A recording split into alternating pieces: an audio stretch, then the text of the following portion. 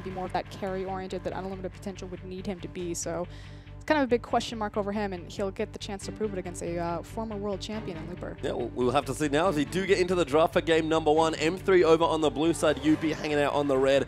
Gragas actually the first ban there for M3, so we talked about the jungle pool maybe getting shredded, starting to see a bit of that already. And that's a big overlap between Condi and Amy. They're going to prioritize Gragas, Rek'Sai, and possibly Lee Sin. I'm actually pretty confident that we may see that come out. I really want to see the Warriors jungles and moving away from the Cinderhulk because it has not treated their aggressive jungle style very well. I agree. I think in this matchup in particular, Double Warrior might be something we could see as Janna actually eats a ban there. So Love City going to get that taken away from him. Sort of a curious ban, but every now and then we see support bans in China. It could really just be showing the hand that Unlimited Potential want to go for a hard engage style composition. Obviously, Janna with the Monsoon has a massive reset. And since Gragas was taken off the board, that means the two primary champions with the biggest resets in the game, the Cask and the Monsoon, are off the board. Yeah, and then another good support taken away is Alistar actually eats a ban, and he's been seeing a lot of love, whether it's in the bans or in very early in the picks. Alistar's been very popular in the first early weeks. Which pretty much tells us that if Nautilus is left open, that he'll be the first rotation support, as that's kind of the holy trinity of the supports there. Yeah, oh, they're so strong. I mean, Thresh as well is probably the other one. Thresh, Nautilus, and Alistar. Yep, those are the three. So we got one ban already. We'll see if UP want to answer, but it's Hecarim that they take away from Lupo. No surprise. It's weird that they would go for the Janna and then the Hecarim. Hecarim's been pretty much consistently banned throughout the LPL. Picked or banned, he has a very high play rate as well. Again, it's the fact that Hecarim, when he's on the board, he can start a team fight at pretty much anywhere, anytime with the Onslaught of Shadows. They love using the teleport, especially for setting up on dragons, getting those deep wards behind TPs and having the home guard come in. So pretty standard stuff. Faith in Looper there as well. Again, his teleports in general play has not been up to standard for Looper. I hear he's known for TPing. He was. I mean, he's certainly, when he does do it, he looks like, again, his old self as Fizz finally gets a ban here. This is where things get exciting in the LPL. So obviously it was Zatai that kind of broke out the top lane Fizz. It's now kind of become between two builds. You have Flandre's Trinity Force Fizz, and then you have Zatai's Cinderhulk Fizz, and it's been all the rage. Yeah, I mean, it makes sense, right? Strong champion, lanes against most of the common top laners quite well. As Kalista against SMLZ going to be the final ban. So M3, plenty left open, but everyone's favorite might be our first. Yeah, yep, not going to be surprised. There it goes. Rek'Sai being picked up, and obviously we talked about how Condi and Amy have a lot of overlapping jungle pool champions, especially looking for that aggressive style. Gragas and Rek'Sai were going to be the two priorities there. It's now going to be, is Amy going to go for the Sejuani, or is he going to go for a warrior style jungler? I actually have been impressed by aggressive junglers on Sejuani because they get really creative with their pathing, with their ultimates, with their early ganks. As Long has already locked in Rumble, by the way, so wants to keep that away from Looper. We saw his decent Rumble game yesterday, I believe, so that is a very bold blind pick, but sort of a blocker pick to Maokai as well. I mean, pretty much with Hecarim off the board, then it's Maokai. Rumble does a great matchup against Maokai, and likewise, again, because we're in China, because Unlimited Potential are very much a team-fighting team, Rumble's going to offer so much power there with the equalizer on those dragon fights. Yeah, Sivir locked in there as well, so we kind of moved between a couple of champions. Could have maybe picked up the Sedge, but can leave it for later, of course, with Rek'Sai already picked up. So not that much synergy Rumble Sivir, but still going to be just fine. It's like long-range initiation, and then you just pop the Sivir ult to make your team catch up to the equalizer if you want to play it down that way in mid lane. Really happy to see Sivir picked up so early in rotations. This is something viewers possibly new to LPL. Sivir is a big priority champion, 81% picked rate. Yeah. So, pretty high win rate too. Yeah, and you'll see her very early in rotations or possibly even banned. Yeah, and we've started finally seeing Sivir bans this week, but goes over early to UP. Thresh is locked in for Love City. Nautilus still open, by the way, so an option there for Hart if he wants it. And Na's going to be the pickup once again for Looper. I mean, he can't take Maokai, so he's going to take Na. Yeah, and Nara's going to do fine against Rumble. Again, it's a resourceless champion because the fact that Maokai has the... not only does the Maokai Rumble matchup, it's not the funnest thing, but also Maokai has to deal with his mana, whereas Nara is just dealing with his Fury Bar versus the overheat of Rumble, so miss a resource there. Curious that Love CD decided to go for Thresh versus Nautilus. He has looked more comfortable in the past on Thresh, but Nautilus is just so dominant in that 2v2. Yeah, I think it's excellent with Sivir as well. That's sort of the other reason I'm not too sure about the pick, but he'll take comfort at least for this time around as UP going to round up their draft. We already have the Nautilus locked in, not too surprising there for Hart, and Amy is going to go for Sejuani. And now it's going to be curious how Amy's going to perform on this. So the thing about Amy is he's actually qualified 2 teams up into the LPL, but unfortunately whenever it gets his chance to finally play on that stage, he's moved back into the LSPL. So bit of a veteran player for LSPL, he's been all around the scene for quite a bit. Finally gets his chance to play on the LPL stage. He's a very aggressive jungler, very high in mechanics, and so when we shifted over into the Cinderhulk meta, it just didn't really favor Amy's play style. curious if he's going to be able to make it connect on Sejuani. Oh, we'll have to see as we do round out M3's draft there as well. Lucian actually the pick there for SMLZ, and Dade's going to go back to Cassiopeia. Now Dade sitting 2-1 on Cassiopeia. He was previously undefeated, but unfortunately Cool took that away from him yesterday on the Azir pickup. So the thing about Dade is he's always had a very relative small champion pool, but he was excellent on the champions that he had. He's now suddenly branching out into more meta picks like Cassiopeia, and looking fantastic on them. Yeah, I mean, I love Dade's Cassiopeia. It's just very flexible, lots of different things you can do. Very powerful, of course, as well. Be curious to see if UP want to just opt into the Azir matchup. And not looking at it right now, Hart, he's gone through a lot of different champions, and this is the counter pick we're starting to see a little bit more. Varus is the last pick for UP. So the idea about Varus, and we saw a little bit of the Lux hover, I kind of like to call it a pseudo-Nidalee or a pseudo-Lux. Effectively, you have a long-range poke that goes through minions, and so it's all about the Q-max and about prioritizing and itemizing CDR and armor penetration, because it's just about impairing that piercing arrow. Yeah, and the other thing, of course, though, is that unlike the Azir matchup, which is the other popular matchup we see Varus picked into, Cassiopeia ever hits you with a poison, you're probably dead. Completely dead. I didn't get a chance to see his summoner. Did he pick up the cleanse or did he go for the exhaust? No, Punish does have cleanse. So very smartly being like, you know what, I really don't want to get too wrecked in this matchup. And we'll go through the rest of them once again here. Lupa versus Long on the top side to kick things off. Nav taking on Rumble. The expectation there, we saw Looper had a fantastic game on the Rumble. We know that we have a hard engage comp coming from Unlimited Potential. And we can see, again, more hard engage coming from the jungle. Rek'Sai versus Sejuani. Starting to see this matchup quite a bit along with the Gragas Rek'Sai as well. This definitely favors Rek'Sai just because she's so powerful in the early jungle, able to invade Sejuani. Yep, Dade back again. This is certainly the matchup that I'll be looking for here in this one. Cassio versus Varus and Punish. With the counter pick against Dade looking good potentially, as we'll go back to standard things now on the bottom side as SMLZ's Lucian versus Skatch's Sivir. And then finishing up, of course, with Love CD versus Heart on the Thresh and Nautilus matchup. And again, lots of hard engaged champions. People like to favor the hooks. We saw a Janna ban, but haven't seen that much of a Nami as well. Even Morgana's actually been pretty absent, to be perfectly honest, with all this hard engage running around. But it is China. They love to fight. They love to kill each other. We're going to get a lot of that in this game. I hope so. We are, I believe. Bloodthirsty. Bloodthirstiness everywhere. That's all I want. Speaking a little bit about Nami, we actually haven't seen a ton of her. She's not really well known for the LPL. She started to appear early last year at the playoffs when World Elite picked up their Korean coach Hero. And I think it was Conan who brought the first Nami over into LPL. But she's never been kind of a big priority pick for them. They had a small period where it was Morgana, Nami, they were all the craze. But it's always been about this hard engage. And we talked about how Sivir has a very early prioritization in the LPL. Likewise, so does Thresh. Yeah, I mean, Chinese supports have been playing Thresh for ever, yeah, for a long time. And you know what? Let's see what Chinese Thresh does today as we're about to get into game number 1.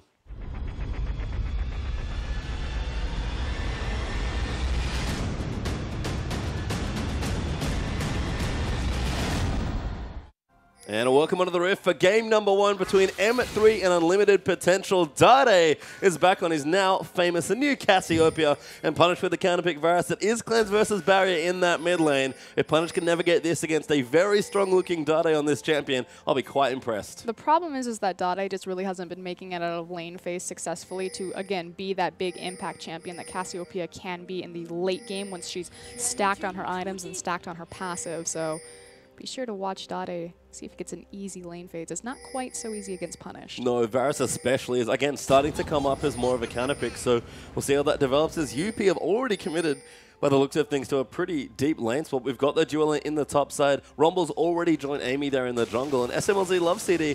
You can tell with the lane they probably want the 2v2, but UP gonna dodge it. Yep, and this is what we've seen really very common with Sivir matchups, is they just rotate her up into the top lane just because her wave siege is so good.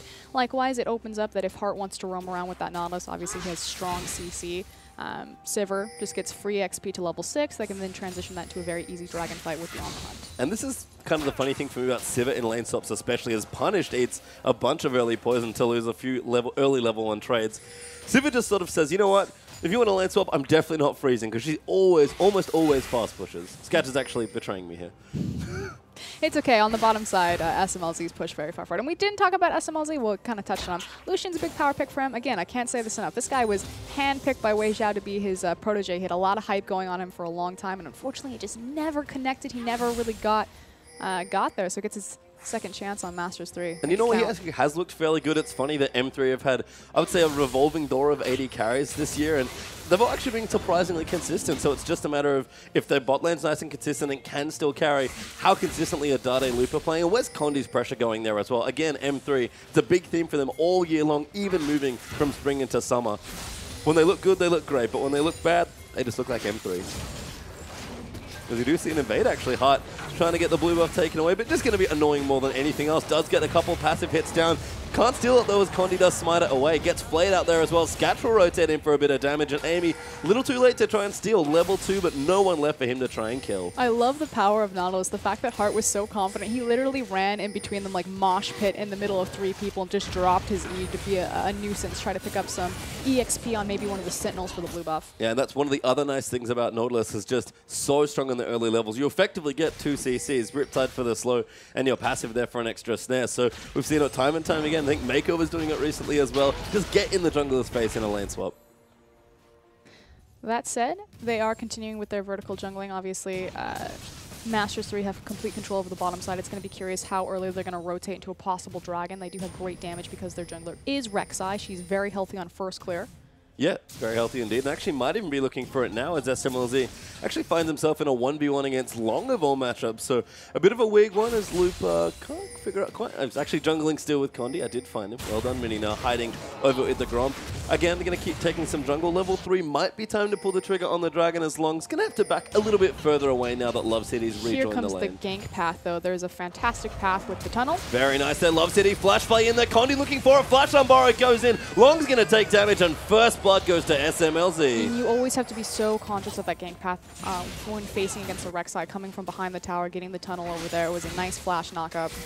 And you can see Dade actually starting to struggle in their matchup. The early levels are fine for Cassio, but Punish now level 4, approaching level 5. 2 points in the arrow already, and Dade's forced out of lane. And this is really the strength of Varus mid. Just look at the range on that arrow. He can effectively stand at his tower, you know, clear 5 lanes worth of distance, a whole, I wanted to say football field, but then I realized they might mean different things between you and me. Yes, they probably would. But, you know, I'll take the meaning here as Punish going to keep pushing his waves in and just try and annoy Dade. Dade does go back and get his tier, though, so going to start stacking that up as well. But Punish, if you can continue on this path right now on the Varus, will really keep this Cassiopeia in the lane. And this is really what Varus just wants to do. He wants to sit back, itemize his CDR as well as his armor penetration, and he's just going to pop his Qs, stand to safety. The nice thing about taking Varus into that mid lane is that it is the shortest lane, so obviously the fact that he doesn't have any built-in gap closers or escapes doesn't punish him as hard, especially while he still has that flash. And again, I want to touch on the cleanse.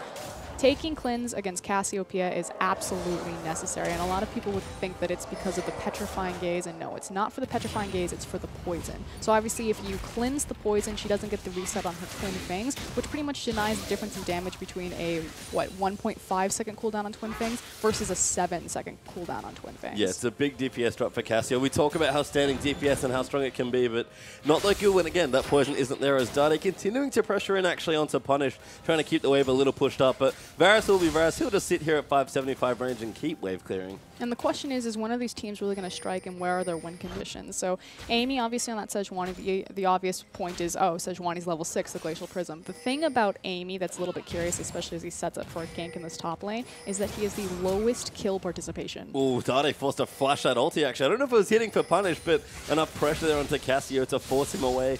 Top lane gank, there will go Ori as Amy backs off there. Lupa playing safe for the first time in the last few weeks here. Not going to get himself killed just yet. And again, just touching quickly back to Amy, the fact that he has lowest kill participation on probably the most impactful jungler of Sejuani. Long in trouble once again. Love City trying to line up a hook, but doesn't have it. But you can see SMLZ hasn't even actually gone back yet, starting to bully kind of the stitched together 2v2 lane of UP here of Rumble Nautilus, which probably going to get pressured in by 2 range champions. It's really just the punishment, yeah, of having the range versus the 2 melees. It's a little bit more difficult since the changes so many patches ago on Rumble to last hit under tower, but doing a decent job, 14 CS to 18. Yeah, going to get a bit of help there from Hart as well, so not too bad as Dade also hit level 6 now as well, so feels a bit of added protection and kill pressure there with his ultimate, but Varus going to get his first blue buff here as Amy donates this one over. He's already got his tier as well, stacking in towards that Manamune, and Punish already missed an ulti, but it was forced to the flash as SMLZ going to take the Lantern to safety as Hart tries to get aggressive. Scatch actually even popped his ultimate, but doesn't find the kill. Scatch was trying to be a little bit cute right there because they saw that it was Rumble. They lost track of Sever, trying trying to come in through the back of the lane and get a good engagement with the On the Hunt, obviously because he was sitting up there getting the solo EXP, but fortunately doesn't quite connect. Yeah, and SMLZ now level 6, so if they can find a good hook, good culling damage might come through. Heart especially quite vulnerable at this stage of the lane at only level 4, but looks like Lucha wants to go back. Sketch has actually returned first with a BF sword, so a nice early power spike in this lane. Love City actually, yeah, going to find Sketch in there, but shield comes through. Love City hits a boomerang blade. That was very ballsy by Thresh. Yeah, I don't know why Love City stood that far forward. That could have ended in disaster, but, you know, get some decent damage. Also had Condi in the wings. I think was, yeah, hoping to bait them in there and maybe bait them into a tower dive so Condi could swoop in, but Lucian going to go back. BF sword, Avarice Blade now for SMLZ. So we talked about power spikes and lane. We'll shift back to Lucian now, and that Avarice Blade, very good investment for what's now on standard 2v2 lane. And then now it kind of gives away his itemization, the fact that he will look towards... Actually, no, he could still go for the Ghost Blade. He could. Mid-game power spike versus the static Shiv for more of a late-game oriented build. And look, we're seeing so many Avarice Blades on Chinese AD carries. It's just like, I don't know, I want to have my gold thing. I don't know what it is exactly, but everyone is building Avarice Blade relatively early into their build, even before they finish their first major item, usually Infinity Edge in a lot of cases. So it might just be an LPL thing, not too sure, but certainly Lucian especially does get a bit of flexibility with the item. This is going to sound very bizarre, especially when we think about China as the big 5v5 teamfight region, but lane phase is very important for a lot of these AD carries just because they are, for a long time, kind of considered the center point and the kings of their teams if you think about Uzi and things like that. So getting an Avarice Blade and prolonging your lane phase, stacking up your gold and finding your major items is definitely kind of a flavor thing for them. Yeah, it might be a throwback for them, but we are probably going to mean that Lucian will sit and farm as best he can here, but can at least keep the waves relatively pruned back against the Sivir. Dade, the target of the next gank though for Amy, and he does not have a cleansing. Condi actually spotted Amy himself. This will be a funny 2v2 punish though. Nails the ulti onto Dade. Petrifying gaze comes through as Condi gets the knock up. Dade though going to get ulted up by Amy. Punish going to come through as the barrier, keeping him alive, and Condi keeps chasing through. Amy going to get flash auto to die. Punish could be the next target as well, but they don't quite have enough to kill him. So two things. Oh, hold on. Yes, Sketch in trouble. SMLZ diving forward, but he gets boomerang bladed. One more auto. Heart takes the kill, and Love CD tries the all in, but it doesn't quite get there. And this is another thing that we'll see very common in LPL. Once they see where the jungler is, where the enemy resources, they just immediately go in. So it's not going to be like one action happens isolated in the mid lane. Everything will explode all at once, all over the map. I want to talk about quickly the Petrifying Gaze, because that was what really saved and turned that fight around. Obviously, likewise, Condi's flash afterwards, but a good cleanse from Punish almost saved his life. We talked... Ooh. Bad news bears. Love City, he gets ulted by Nautilus, and that's clean up for Heart once again. You can never even get your full analysis out because the Chinese teams love to fight. Condi Speaking coming of which, back in. Sketch, good spell shield, actually misses the unborrow there for Condi, but not going to quite have enough damage. Didn't even finish the dragon that he'd started, so M3 starting to fall a bit behind, but do actually have 1,000 gold ahead just from farm. the bloodthirst. He wanted it. He did really want to. I mean, it is the LPL. That doesn't surprise me in the least. Looper in the top side though. Mega Nine now actually has a Hex Drinker here, so going to try and navigate the early stages of his lane, but probably going to see him move into more tank items as long. Ruby Crystal there, presumably for an early haunting, guys. The thing that I'm curious where Looper's going to go as far as his itemization, because he already has his MR set up for the Hex Drinker there. If he's going to go armor, despite the fact that he's facing across against Rumble, simply because he'll be ready with both stats for the big team fight or the dragon fight that surely will be coming. Average dragon time for LPL is around 11 minutes. So we're just at that window now.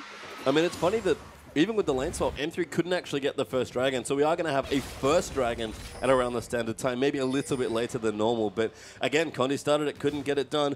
UP actually rotated their bottom lane back very early to make sure that they couldn't attempt the dragon here, and Condi's in the top side, so that might pull the trigger on the dragon here for unlimited potential. And again, it was really Sketch trying to get cheeky with his on the hunt and find a pick into that bottom lane when he walked into the bottom of it. It makes sense. Had a good power spike. BF Sword was ready, but SMLZ and Love CD going to leave the lane, I think, suspecting maybe that they don't have enough vision around the dragon, as Amy gotten quite aggressive. Going to find Love City really zipping in with a Moby Boots. Flayed back there as well. Going to try. No, doesn't even throw the hook out. Just says, okay, you get to leave, Amy. That was actually really scary from Love CD. Amy had the Glacial Prism back and available. Dade wasn't in the mid lane. If Amy had decided to turn and just burn the ultimate, Varus was there and waiting. Yeah, so UP again going to take the Scotter Crab and start this dragon. Double 80 carries effectively here between Sketch and Punish. Just Heart will rotate in as well to help tank.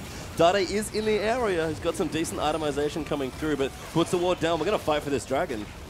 Glacial Prism's going to be obviously the big ultimate. Oh, Spell Shield there coming through for Sketch. Ultimate though popped in for Sivir. M3 going to force them off the Dragon and take it away. Varus ulti nails Looper, but punish there. Going to get cold as Dade takes the kill out, and Glacial Prison far too late there for Amy as M3 get a kill and the Dragon. No, you're absolutely right. The fact that Glacial Prism did land on 4 people, but about 15 seconds too late. Amy didn't even try to go for the Smite steal. Not quite sure what was happening for Unlimited Potential. Looked like they were all on different wavelengths as far as communication. I mean, yeah, that's across the map as well. You can see Long there pushing in the top side, now actually recalling as Dade's found a friend, takes out Amy as Condi roams through the jungle, and Long going to look a little silly, goes back, gets an item, but his teleport's just come back up. And Masters 3 just understanding that they had punished them and they didn't have that big ultimate, so they were able to freely walk into Unlimited Potential's blue side, pick up that buff. And again, Rumble not present for that Dragon fight means that UP effectively forced a 4v5, and I guess the ulti was maybe for disengage there, but M3 still get 2 kills and the Dragon out of that trade. And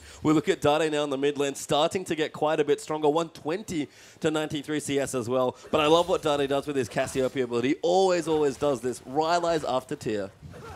I really like Rylai's. So we talked about how Cassiopeia is more of a sustain mage. Wow, stuttering there. Sustain mage versus a burst mage. So obviously the longer... This is going to sound really basic. The longer she's alive, the more time she can rotate through her cooldowns, the more damage that she's going to output. And that sounds super basic, but it means so much more for Cassiopeia because of her cooldowns and the fact that she gets the reset on her Twin Fang versus someone like Annie who's just going to go in and drop a single rotation of her cooldowns and then pretty much be done. Yep, and I mean, even just to extend it, you get the single target slow off Twin Fang as well. Like Rylai's gives Cassiopeia personally as well. It's just so much goodness out of the Gap close item. as well because you have the control and the slow as well as her speed up from her poison. Which you definitely need because you're real slow when you don't have any flash or maybe a Sivir ultimate to help you. And Dade, he's finished his Rylai's. He's ahead of Punished in this lane. We talked about Varus being able to keep control of this lane and being very strong, but Dade is in complete control now. Even though he's going to eat a Q or two. As I say that, of course. Sorry, Dade. Singing all of your praise and all of a sudden things go wrong. But he'll be fine here. Punished again. Going to keep farming where he can. But even the health that Dade has and the fact that he'll get health back off Twin Fang as well, he's going to be perfectly fine in that 1v1 matchup. And it's not as terrifying for Punished, the fact that he can just sit back by his tower and use his Q. Again, Varus, because it is such a short lane, he's not in any immediate danger even without his flash. I guess the other nice thing is that kind of like Jace was, if you think back to the World Championships last year. That's pretty much what he is. Yeah, he's just Jace. He gets the very same item build, similar power spike, really peaks at the mid game and then drops off pretty dramatically from there. He does one thing and he does it well. Lots of long range pokers. Sketch gonna pop the ulti in the bottom side. Harkiner diving with the depth charge. Amy's here as well. Finds the ulti, doesn't get anyone as they flash out, but Long, wonderful equalizer is gonna lock them up. Love City gonna be the first to die. Heart's gonna chase it onto SMLZ. Under the tower, he is maybe just enough to safety and a lot of resources used, but only 1 kill for UP. Condi's on the side, doesn't look like he's going to be able to engage that. And effectively, that was Unlimited Potential, just knowing that they had the TP advantage, knowing that they had a numbers advantage then on the opposite side of the map. Fantastic equalizer from Long, which pretty much saved a disaster of a ultimate from Amy. Yeah, I mean, went in there, not quite in range, and some good flashes and dashes kept M3 safe. Looper, though, did get the turret in the mid side. Dade's been pressuring this turret. You can see it's about 20% health left. Even Punished just can't keep up with now a level 11 blue buff Cassiopeia. And Condi looking for a dive means that Punish has to concede his tower. I love the pincher here from both sides. I mean, he should concede his tower. I don't think he wants to try and fight. Even Lupus here as well, ready for Mega now. Oh, actually just transformed. They're going to dive in. They'll get the tower. Love City finds Heart with a hook. Looper nars onto Punish, wallops him as well after the cleanser's use. Heart will fall though, and M3 collapse wonderfully. And really, it was kind of the paranoia that Dade still had the petrifying gaze that Long couldn't step, or excuse me, not Long, Punish couldn't step too far forward. You saw him in the back lane, a little bit hesitant. He goes for it. No, I have to make sure that I'm clear of that. Wasn't able to output the damage to possibly trade 1-for-1. Yeah, and you saw the cleanse from Punished. He used it to get out of the Gnar, but Wallop was lined up just against the wall, and he got locked up enough to get them the tower. Dragon back in a minute 50 now as well. So 5-3 up for M3, almost 4,000 gold ahead, and it's been a fairly slow start to the game, but M3 have a strong lead here at 17 minutes. Dade also setting up for a... Yep, going in back with Condi. Poison will miss. Sketch is here as well, and Dade maybe a little too ambitious on that kill. Especially, oh no, he just has his flash back up. He was ready. I mean, you land 1 Q on Cassiopeia. And you're just able to run him down, yeah. They're dead. They're absolutely dead, especially once the Rylai slow Twin Fang comes in. But Looper has to get minions off his turret. Amy's up here as well, perhaps looking for a dive. Nautilus here as well, actually. Tower goes down on the bottom side, M3. A little sloppy from UP, kind of losing objectives across the map here. Losing a lot of their pressure right now because they're trying to decide what to do. I mean, obviously, it's a little bit of a difficult situation to tower dive a Gnar who is stacking up his rage bar so quickly. Yeah, actually has decent itemization now as well. Spectre's Cow complete, Giant Spot done as well. A lot of MR here for Looper and a decent amount of health. They're going to wait till he gets tired and goes back into mini now. They'll pull the trigger now. Looper gets ulted by the depth charge, hops away from it. Long though, finds the Electro Harpoon. Good juke from Looper. Oh, that's bad news. Hard finds himself into the wall. Going to take too many turret hits. And Looper 1v3 denies the dive.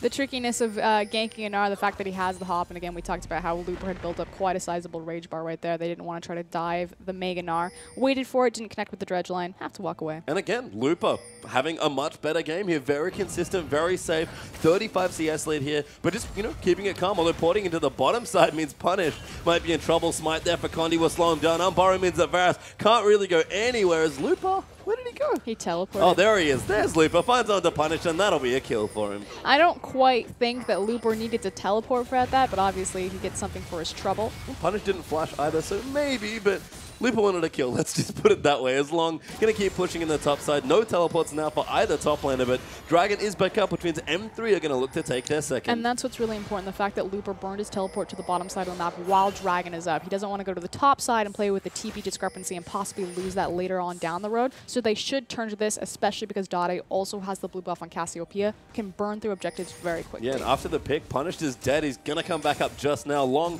will get the tower, but Looper's actually back into the top side, maybe trying to get some work done. Long, though, goes a long way around to keep himself safe, but M3 do claim the second dragon.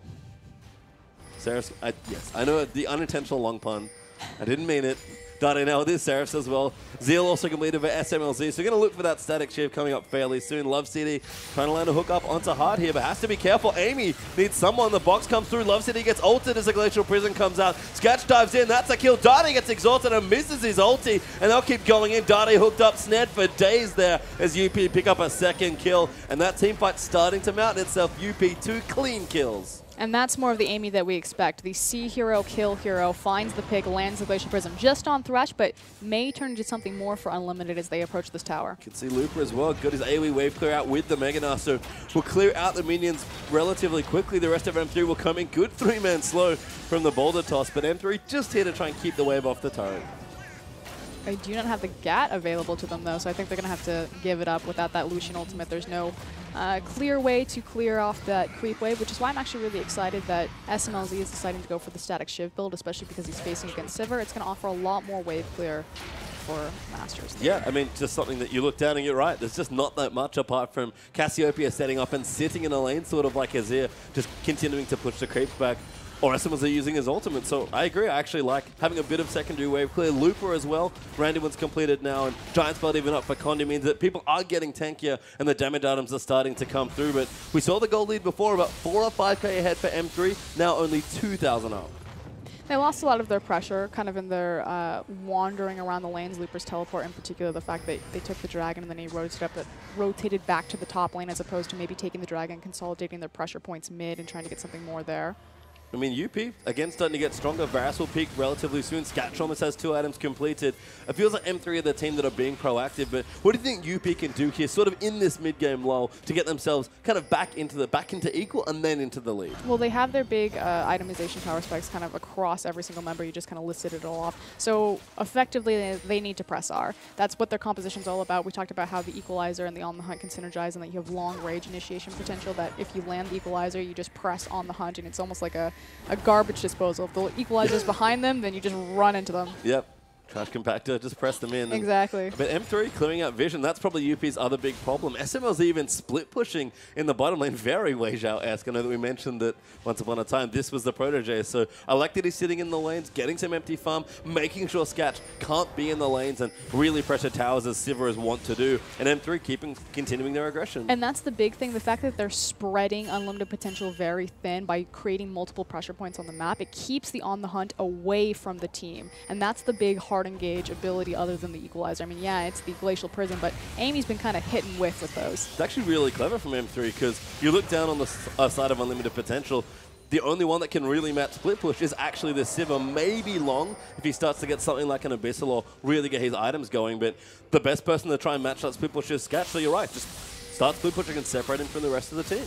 Long now going to use the fact that he has the teleport available and take care of that pressure point in the bottom lane. It's going to be what are Masters 3 going to do with this window of opportunity that they have. Yeah, Rumble can teleport and get involved with the team fight, but if they're able to find a pick here by forcing Unlimited Potential to rotate into somewhere that they have vision or somewhere that they're setting up, which happens to be that red side jungle, could be too little too late. We started seeing this a lot from M3 actually, very early, almost EDG-esque. Baron time is coming through. As soon as they get a pick, someone's making the call, and they're going straight to that Baron around the 25-28 minute mark. So I think that's the reason why all that vision's consolidated back over. Dragon's not up right now, so you don't really have to get your vision around there. So they've been trying for a pick for the last few minutes, it seems like. No, you're absolutely right. Anytime Dragon goes down, that's obviously the big objective that's on the bottom side of the map. And so when it's not there, you have a 6-minute window where you can play to the opposite side. And the Baron threat is always going to be very early and very present for Masters 3 because, again, they do have a Cassiopeia, especially when she has that blue buff, because she's able to reset her Twin Fangs on a motionless target. Just means that she can power down those big monsters. Yes, Baron, unfortunately, not very good at dodging the poison. His Scuttle Crab will get cleared out on the Baron side by Unlimited Potential, actually. So going to get a bit more vision around there. Dade level 13, trying to make something happen, but on the hunt's pop. Depth Charge in there as well. Dade's forced to flush away, but he knocks up SMLZ. Hook lands onto Dade. Petrifying Gaze to try and peel them off as Looper dives in there as well. Dade lasted for so long, and Amy getting chunked out as Long's almost dead as well. Goes into zonies, but didn't pop his Flame Spitter, and that's a lot of damage poking through. Love City, though, takes out the Rumble, flashes forward. Condi's coming through, gets the knock up onto Amy, but Punish now turns around for the damage. A double kill for Varus, and SMLZ and Looper trying to run. Q will miss as Looper jukes it. Flash forward there for Varus to try and slow them down, and a lot of summoners burnt. No one else is dead. Looper dodging skill shots like it's his day job. And a big trade there for UP, but just somehow only 3 for 2. Dade did everything in his power right there. Survived for so long, landed an amazing ultimate, but unfortunately, kind of a questionable Lantern. I think it looked so good for Masters 3 because SMLZ was just untouched in the backline, kind of ripping through Unlimited Potential's front line. But then, Love CD flashes forward, pulls Condi into a Lantern. It's a 2v3 instantly. They're deleted off the map. So not quite sure. A little bit trigger happy. Maybe. I mean, they had to respond to, again, another press R and all-in comp there from UP, and they did well to get their team comp in place. Amy actually did something really smart. After the initial engage, he actually peeled himself over the ridge, and all of a sudden, SMLZ was kiting off those tanks like, oh, I'm not doing damage to anyone now. Which is sad times. Pro tip, kids, definitely do damage as an AD carry. As Hart going to try and get some more vision down here. Dragon is back up now as well, and you can see both teams starting to converge on the objective. I can't get over that Lantern. Love City was like, forever. Take the Lantern. And Condi's like, I've made a terrible mistake. You just saw his facial expression mid-Lantern pull. He was like, oh, God, I don't want to be here. Scuttle Crab does actually go to UP. Sketch, I believe, stole it with a Boomerang Blade. So suddenly Long is very threatening with this high damage Rumble. And it's very terrifying because the Scuttle Crab obviously is not only going to grab vision, but the movement speed. And against a press R composition with Sivir, that is... Yep. If they needed more movement speed somehow with Sivir's ultimates currently being available, they get a little bit more. And the patience for Unlimited Potential right here. This isn't something that they're actually really known for, and as I say that, they actually pulled the Dragon. Yep. There's no reason to pull this Dragon, guys. You have a massive wave into the top lane. Just be patient. Masters 3 will have to overcommit on something. Bottom wave's pushing as well, and Condi actually sort of re-engages the Dragon as UP. After the Dragon leashes himself back, will get on top of it. Condi might fancy himself a steal, but Hart zoning well. The Dragon does go to Varus, and Amy on the hunt is popped. M3 are trying to trade. They'll get the turret in the mid side, and luckily for them, the rest of them will survive. Best case scenario for Masters 3. Great decision making right there to say we can't contest the Dragon. Our waves are pushing against us, but we can't just run this straight up mid lane and trade tower for a Dragon. Yeah, you can see running around. Love City either gets hooked up by Hart. Depth Shard lands onto 3 after it pops SMLZ. Glacial Prison gets the carries as well. Condi fighting in the backside as SMLZ gets his fadeaway culling, but Dade caught out of position, goes down. Condi fighting, takes out Nautilus and almost gets himself another kill, but a 2-for-1 win already for Unlimited Potential. Masters 3 kind of split their damage sets right there. You had Dade fighting in the mid lane, and then you had SMLZ with his full Gatling duration over onto the side, and unfortunately pushed out very early in that fight. And the issue is that Masters 3 aren't able to get their damage on the same point, protect it, and have a front line securely in front of them. It's part of the problem right here for the comp is that you look at the threats onto M3, SMLZ and Dade.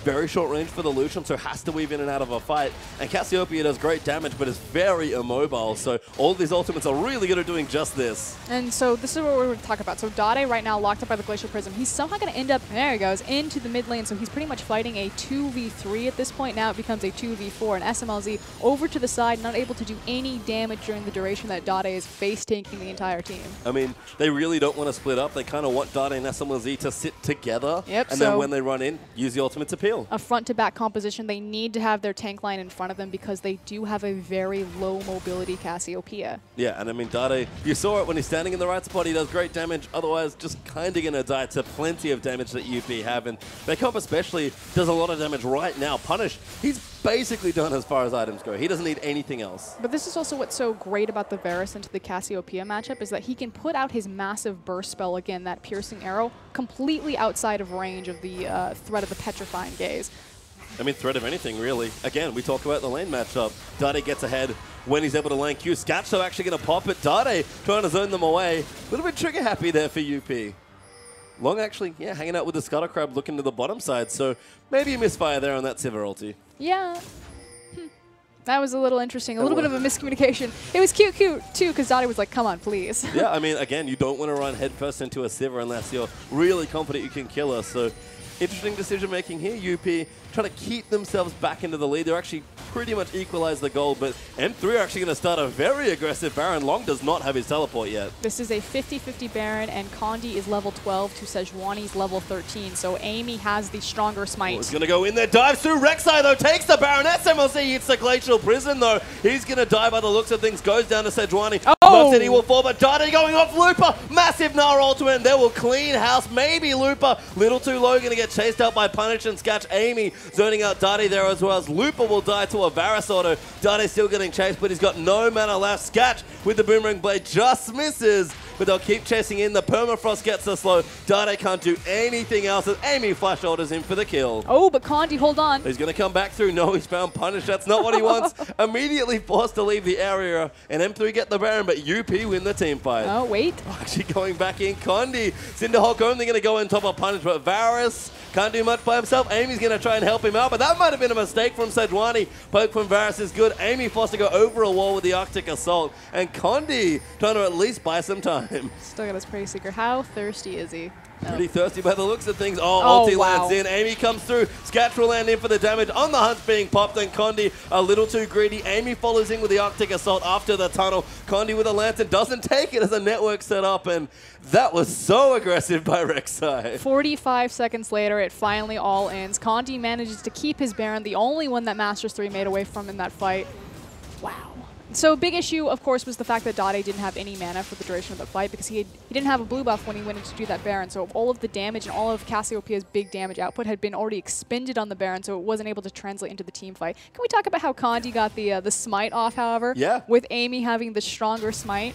I mean, look. He deserves that Baron buff. He did deserve that Baron buff, and apparently chased away 3 members of Unlimited Potential and didn't die. Again, buys a little bit more time. SMLZ going to clear the... There we go, clear the red buff.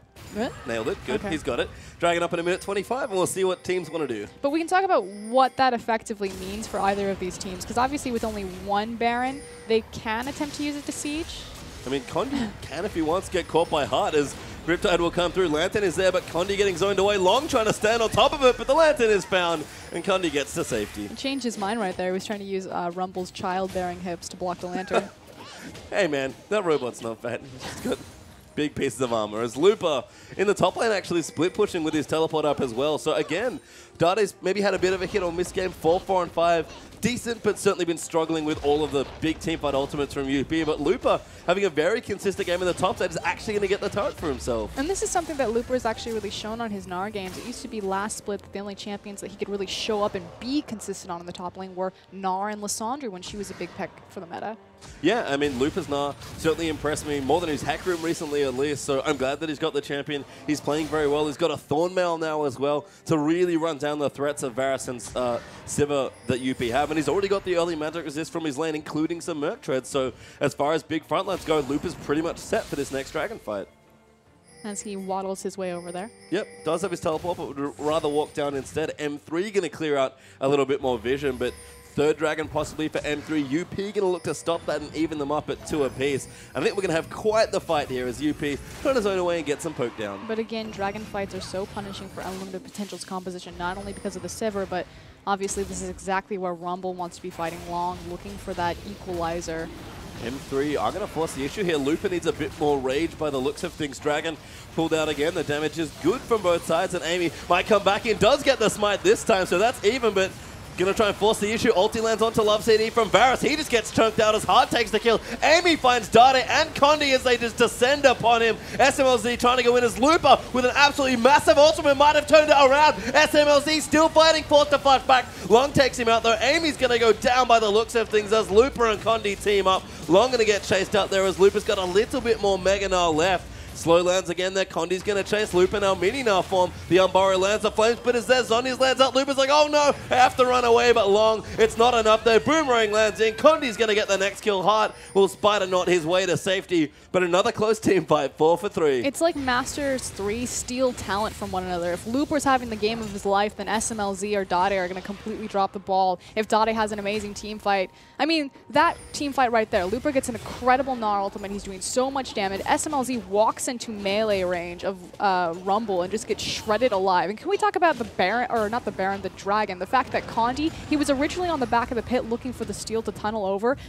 Miscommunication again. When the Dragon actually goes down, he's walking around getting to the backside of his team, so not quite sure why no one's on the same page for Masters 3. I mean, again, it's sort of been the story of a lot of their losses at least. In this game, awfully close at this stage of the game. 34 minutes almost have elapsed. A gold lead still there for M3, but it's only 3k up at this stage, and with Dragons being neutralized, Baron, of course, not up just yet. A minute 50 on that one. We'll see if they want to fight over that as well. And if we've seen anything from this game, I'm going to take a wild guess and say yes. 5-4 up in turrets, a fairly even game as everyone's starting to get items, but let's see this fight again. Again, so the Dragon just went down. Condi finally gets into the fight. Not sure what happened with Love CD, just immediately obliterated SMLZ, now into the middle of the team fight.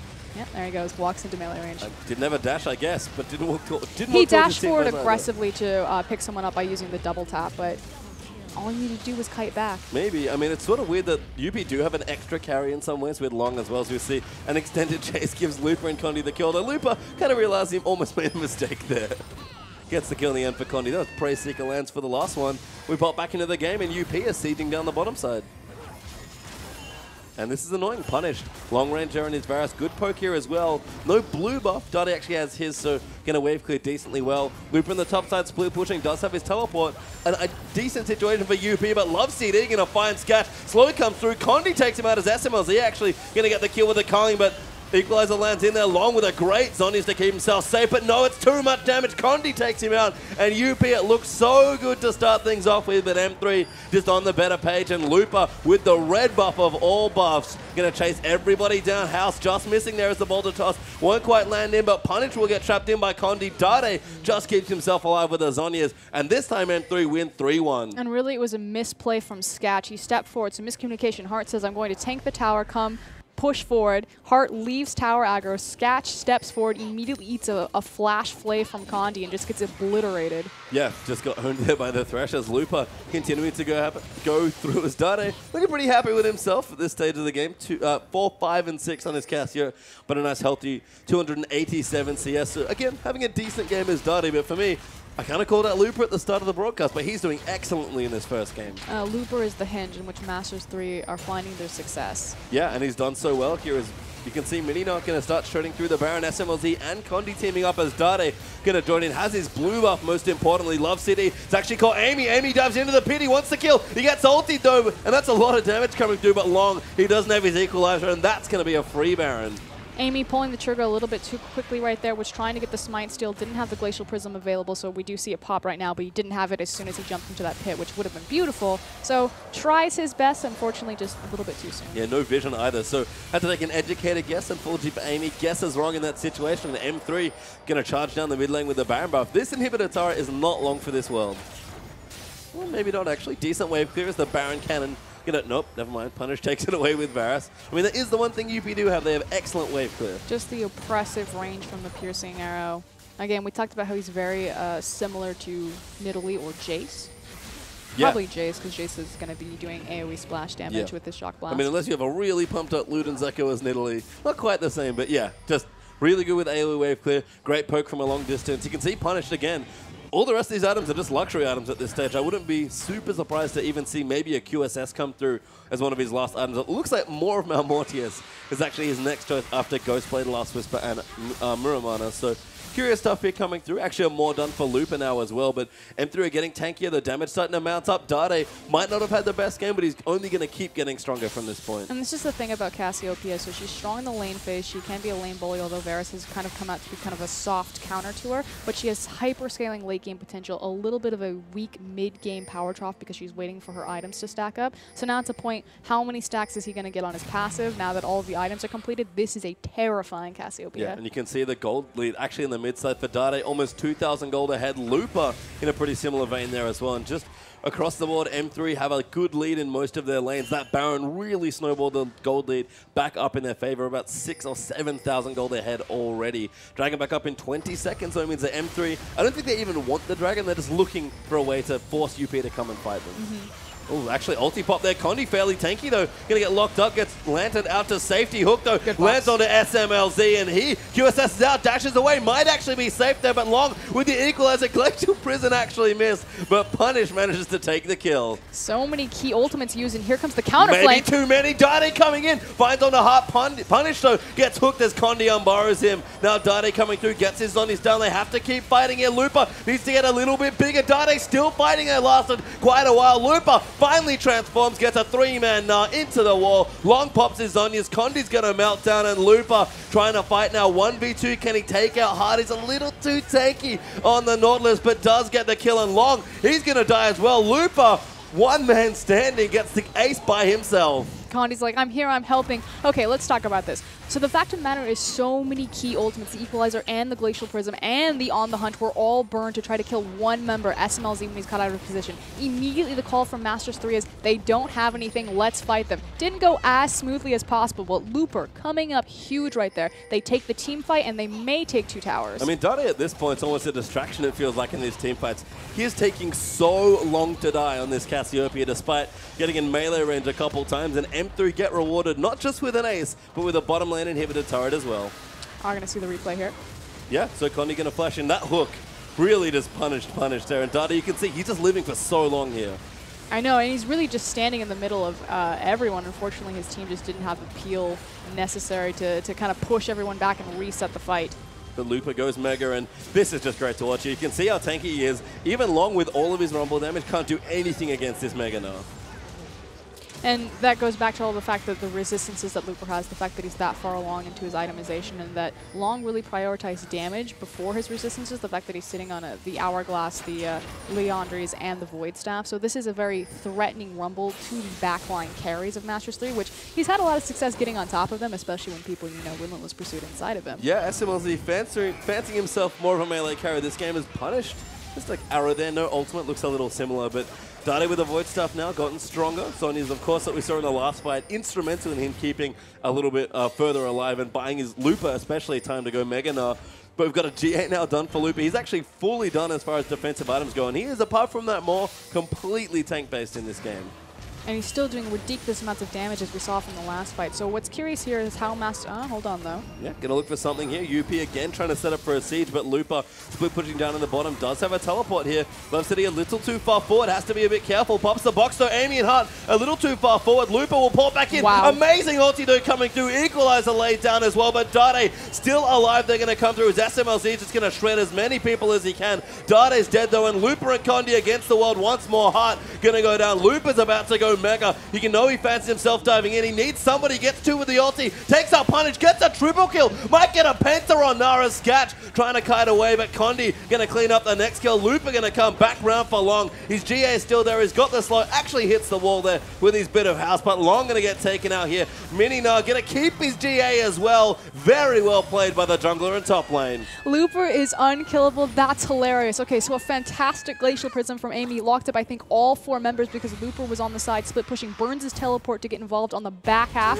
as Condi Rek'Sai ults across to take the free and open inhibitor, which brilliant play right there. Yeah, really nice stuff. 12 seconds left on Amy and Hart, so no one going to be up here in time. Condi, it'll take him a little while without the Warrior and Jam, but he should get it eventually. That was, wow, a Glacial Prism. Everything went right for Unlimited Potential. They had a 4v5, they had a massive CC chain, but just couldn't deal with Looper and Condi when they got there. Didn't have the damage to shred through them. That's the story of the last two team fights as well. Condi needs his tunnel. Getting denied, though, finally finds his way out and will just go back through the network. And this is kind of a big issue with, I mean, long built damage. They technically have a triple threat composition because you have the Rumble who itemized into full magic penetration, and then you have the Varus as well as the Sivir. So your big core damage, your 80 carries, you have double 80 carry composition. So obviously the armor on Looper is going to be doing that much more. But unfortunately, Long just can't make it happen for the team fights. And the other issue is that when Looper's not there, UP, when they go, it's very all-in with their competition. Depth charge, Amy's ultimate, Arctic Assault in, Don't save ultimate. any of the CC for the big... Exactly, and Looper just teleported in the backline and said, okay, you don't have any ultimates, I guess we can do this again. It's so weird to call Looper the big carry threat because he has 0 damage items. He's got the Maw. I mean, you kind of said it already, right, with Cassiopeia. The longer you stay alive, the more damage you do. Looper's kind of the same thing. He just stays alive for a lot longer and does less damage, but if he doesn't die, you're going to die before he does. The rotations of the boomerang, but there is the on the hunt. Yes, Gatch wants to go in again. Dade trying to make it happen. Hart, though, missing that hook as Dade flashes nicely. Looper going into Mega. Got chunked up pretty hard, though.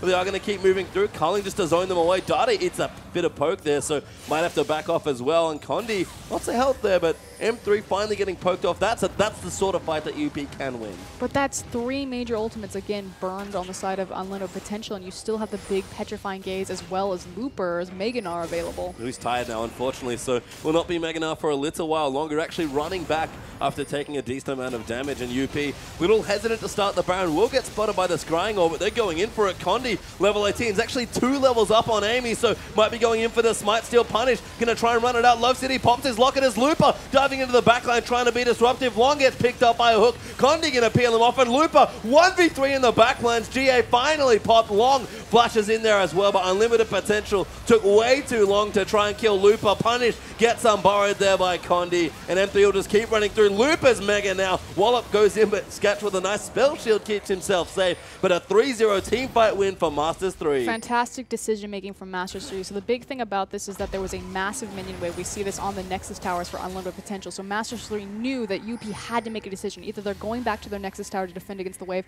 or they're committing to the Baron. What does Condi do? He goes in so early, but this Rek'Sai is huge. He's so tanky, and because he's 2 levels over Amy, they need to kill him before attempting to smite the Baron. Sketch has lost a little too much. Their tower's going to fall. Amy's back as well, but M3 is going to brute force themselves on top of the Nexus. Sketch is dead as Looper gets himself an 11th kill of the game. Amy's going to make it 1 more for Dade, and M3 on the back of Looper's Meganar win the first game. We said it before the game, consistency is going to be the issue for Masters 3, and Looper in particular was a big proponent for kind of being hot one game and off the next game. Comes up big, back-to-back actually from his Rumble from the other night and now into this Gnar. And actually in this game, can carry it through to the end there for M3. And look, Dade, we talk again about consistency a lot for M3.